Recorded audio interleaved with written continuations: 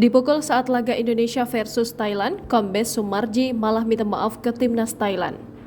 Manajer timnas Indonesia U22, Kombes Sumarji, tak menampik dirinya jadi korban pemukulan ofisial Thailand saat terjadi keributan di laga final SEA Games 2023 di Stadion Olimpiade Phnom Penh, Selasa 16 Mei 2023 malam waktu Indonesia Barat.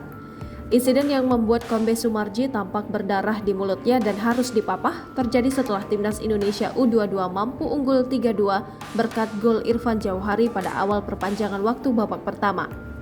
Dalam video yang banyak beredar di media sosial, ofisial Thailand bertubuh gempal itu menyerang membabi buta.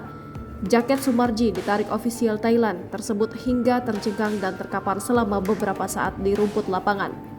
Kombes Sumarji mengaku ia ingin melerai keributan tetapi malah jadi korban terjangan ofisial Thailand. Ketika ditanya apakah ofisial Thailand meminta maaf seusai insiden, ia mengaku tidak ada. Justru sebaliknya, dia yang meminta maaf ke manajemen timnas Thailand.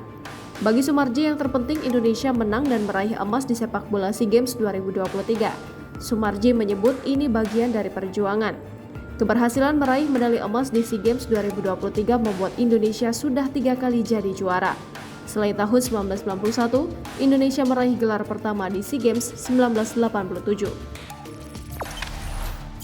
Jangan lupa subscribe, share, komen, dan like ya!